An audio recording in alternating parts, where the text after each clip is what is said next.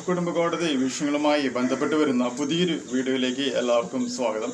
Video കാണുന്ന ആർക്കെങ്കിലും കുടുംബ കോടതി വിഷയങ്ങളുമായി ബന്ധപ്പെട്ട് എന്തെങ്കിലും സംശയങ്ങളുണ്ടെങ്കിൽ കോൺടാക്ട് ചെയ്യാം. WhatsApp number +91 79 94 97 14 19.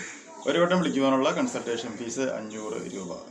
നമ്മുടെ ശ്രുതിയുടെ വ്യാജ 498A എന്ന് പറയുന്ന ആ ഒരു റിയലിസ്റ്റിക് ആയിട്ടുള്ള ഒരു കേസിൽ എല്ലാവരും ചോദിച്ച ഒരു ചോദ്യമാണ്. അവൾ കൊടുത്ത മൊഴി FIS FIR ചാർജ് ഷീറ്റ് അതൊന്ന് വായിക്കുവാനായിട്ട് സാധിക്കുമോ എന്നുള്ളത്. എന്താ കുഴപ്പം? തീർച്ചയായിട്ടും അത് വായിക്കാം. അപ്പോൾ നമുക്ക് ആദ്യമായിട്ട് ചെയ്യാൻ പോണത് ഈ പെങ്കുച്ചി കൊടുത്തിട്ടുള്ള മൊഴി ആണ് പറയാനായിട്ട് പോകുന്നത്. മൊഴി ഇങ്ങനെയാണ്. വളരെ സിമ്പിളായിട്ടുള്ള ഒരു മൊഴിയാണ്. ആ മൊഴിയിലെ പ്രധാനപ്പെട്ട പോയിന്റ് ഇങ്ങനെയാണ്: എനിക്ക് എൻ്റെ അച്ഛൻ വിവാഹ സമ്മാനമായി തന്ന 30 പവൻ സ്വർണ്ണാഭരണങ്ങളിൽ 5 പവൻ എൻ്റെ ഭർത്താവും ഭർത്താവിൻ്റെ അച്ഛനും അമ്മയും സ്വന്തം ആവശ്യങ്ങൾക്കായി ഉപയോഗിച്ച് കൂടുതൽ സ്വർണവും പണവും കൊണ്ടുവരണമെന്ന് പറഞ്ഞ് എന്നെ മാനസികമായി ബുദ്ധിമുട്ടിക്കാറുണ്ടായിരുന്നു. ബാക്കി 25 പവൻ സ്വർണ്ണാഭരണങ്ങൾ എൻ്റെ കൈവശം ഉണ്ട് എന്നാണ് ഈ കുട്ടി FIS ആയി സ്വന്തം കൈപ്പടയിൽ എഴുതി കൊടുത്തിട്ടുള്ളത്. താഴെ എഴുതിയിട്ടുണ്ട് മൊഴി വായിച്ച് നോക്കി ശരിയാണ് എന്ന് പറഞ്ഞ് ഒപ്പുവെച്ചിട്ടുണ്ട്. സോ ഇതിനെ അടിസ്ഥാനപ്പെടുത്തിക്കൊണ്ട് ഒരു FIR വന്നു. FIRൽ പറഞ്ഞിട്ടുള്ള എക്സ്പ്ലനേഷൻസ് നമുക്കൊന്ന് നോക്കാം. 11/11/2021 20:15 മണിക്ക് കുട്ടിയും കുട്ടിയുടെ അച്ഛനും എന്നിവർ ഡാഷ് പോലീസ് സ്റ്റേഷനിൽ ഹാജരായി.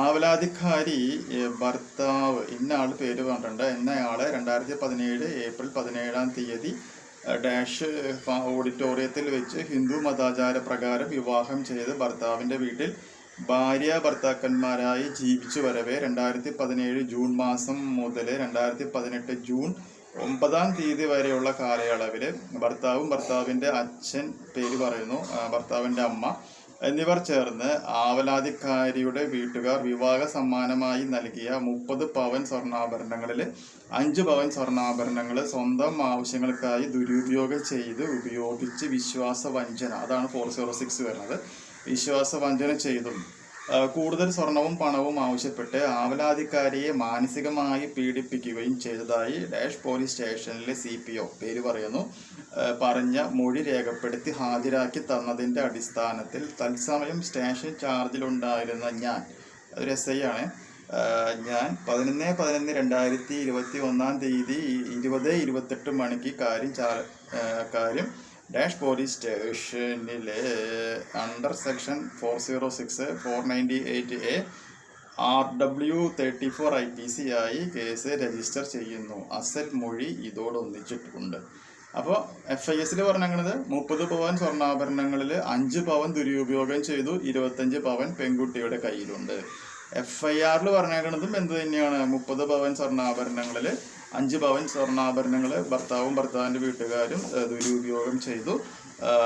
ദെൻ എന്താ പറഞ്ഞേക്കണത്? അതിലെ 5 പവൻ സ്വർണ്ണാഭരണങ്ങൾ അവർ ദുരുപയോഗം ചെയ്ത് ബാക്കി 25 പവൻ പെൺകൊച്ചിൻ്റെ കയ്യിലുണ്ട് എന്നാണ് മൊഴി കൊടുത്തേക്കുന്നത്. ഇനി നമുക്ക് ചാർജ് ഷീറ്റിലേക്ക് നമുക്ക് പോവുകയാണെന്നുണ്ടെങ്കിൽ ചാർജ് ഷീറ്റിലാണ് ഏറ്റവും കോമഡി. ഒന്നാം സാക്ഷിയെ 2017 ഏപ്രിൽ 17 ഡാഷ് ഓഡിറ്റോറിയത്തിൽ വെച്ച് ഹിന്ദു മതാചാര പ്രകാരം വിവാഹം ചെയ്ത് ഒന്നാം പ്രതിയുടെ വീട്ടിലെ ഭാര്യ ഭർത്താക്കന്മാരായി ജീവിച്ച് വരവേ 2017 ജൂൺ മാസം മുതൽ 2018 ജൂൺ 9 വരെയുള്ള കാലയളവിൽ 1 മുതൽ 3 കൂടിയ പ്രതികൾ കൂടുതൽ പണവും സ്വർണവും ആവശ്യപ്പെട്ട് മാനസികമായി പീഡിപ്പിക്കുകയും, ഇനി ശ്രദ്ധിക്കണം, വിവാഹ സമ്മാനമായി പെൺകുട്ടിയുടെ വീട്ടുകാർ നൽകിയ 30 പവൻ സ്വർണ്ണാഭരണങ്ങൾ പ്രതികൾ സ്വന്തം ആവശ്യങ്ങൾക്കായി ദുരുപയോഗം ചെയ്ത് ഉപയോഗിച്ചും വിശ്വാസവഞ്ചന നടത്തിയും പ്രതികൾ മേൽ വകുപ്പുകൾ പ്രകാരമുള്ള കുറ്റം ചെയ്തിരിക്കുന്നു എന്നാണ് ഇതിലെ ചാർജ് ഷീറ്റിൽ കൊടുത്തിട്ടുള്ളത്.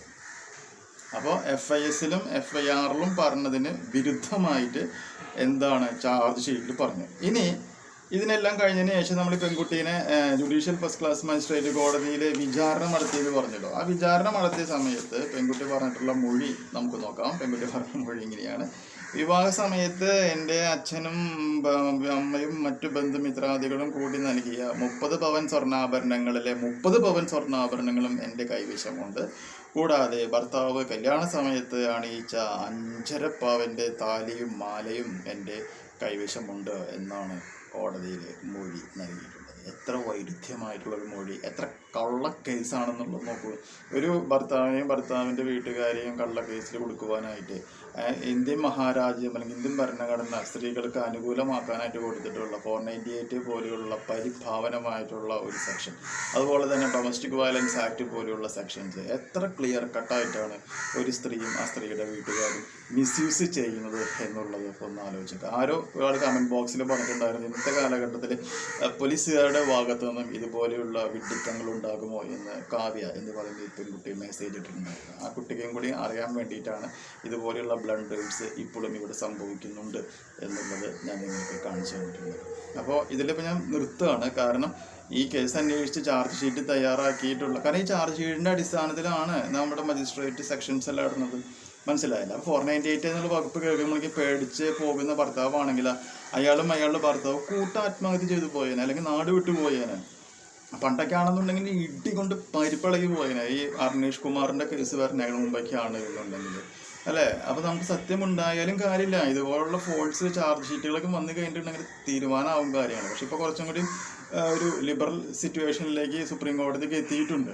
അപ്പോൾ എനിവേ ഇതിലേക്ക് ചാർജ് ഷീറ്റ് തയ്യാറാക്കിയിട്ടുള്ള ഇൻവെസ്റ്റിഗേഷൻ ഓഫീസറിനെ വിചാരണ ചെയ്യണം.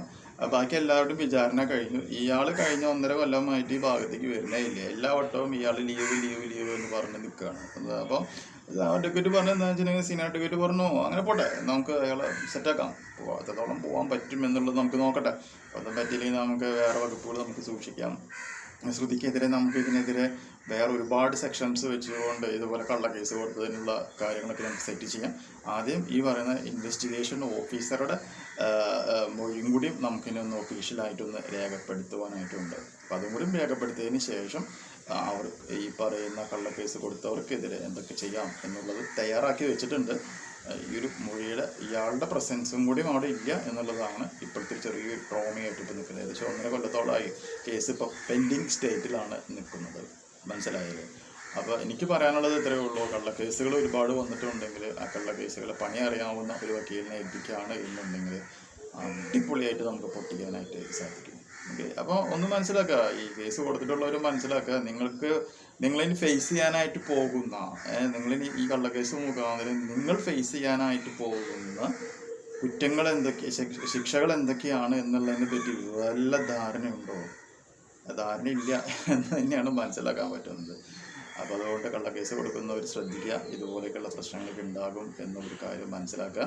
പോലീസുകാരനെ വിചാരണ ചെയ്ത് കഴിഞ്ഞതിന് ശേഷം, എന്നാണോ വിചാരണ നടക്കുന്നത്, ആ വിചാരണ കഴിഞ്ഞതിന് ശേഷം ഇതിൻ്റെ തുടർ എപ്പിസോഡുകൾ നമ്മൾ ചെയ്യുന്നതായിരിക്കും. കാരണം ഇനി ചെയ്യാനായിട്ട് എൻ്റെ കയ്യിൽ കോണ്ടന്റ് ഇല്ല, അതിൽ വരട്ടെ, വന്നതിന് ശേഷം നമുക്ക് ബാക്കിയുള്ള കാര്യങ്ങൾ നോക്കാം. അപ്പോൾ ഇത്രയും എപ്പിസോഡുകൾ കണ്ടതിന് ശേഷം നിങ്ങൾക്ക് നിങ്ങളുടെ ലൈഫിൽ ഒരുപാട് ഇത് യൂസ്ഫുൾ ആയി എന്ന് നിങ്ങൾക്ക് തോന്നുന്നുണ്ടെങ്കിൽ തീർച്ചയായും നമ്മുടെ ചാനലിലേക്ക് ഒന്ന് സബ്സ്ക്രൈബ് ചെയ്യുക. തൊട്ടടുത്ത് കാണുന്ന ആ ബെൽ ബട്ടൺ കൂടി ഒന്ന് എനേബിൾ ചെയ്യുക. പുതിയ ഒരു വീഡിയോയുമായിട്ട് നമുക്കിനി വീണ്ടും കാണാം.